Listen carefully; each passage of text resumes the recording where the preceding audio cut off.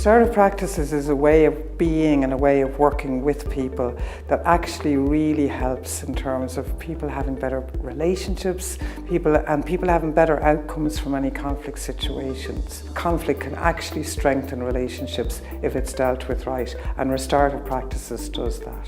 Since 2010, CDI has been delivering training in restorative practices to a whole range of organisations and individuals from every sector that works with children, has responsibility for children. So far we have trained almost 3,000 adults and 250 children in how to use these skills.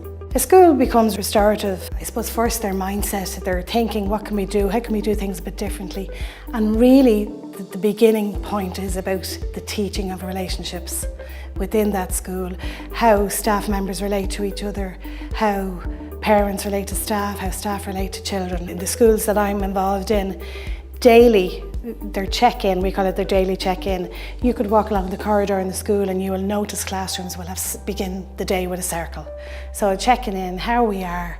If through the day there is a bit of a conflict or something has happened on yard, the teacher is trained to take them maybe aside a little bit if that's what's necessary, and conduct the questions, you know, the restorative 6 questions, which promotes fairness. Everybody, they both get to tell their story, they both ask the same questions. That's the process, and the children and the adults know this is what we do. This is the way things are around here.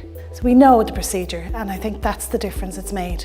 Evaluation of this work in Tallaght West has found that participants are readily able to use it, and it brings real benefits to daily life. There has been a 43% reduction in workplace conflicts, and 87% of people who've done this training are more confident in dealing with conflict. For us, the future for restorative practices with CDI is to actually embed it in Tallaght West, to continue to support the development of the capacity of people in Tallaght West to use these skills by training trainers and facilitators.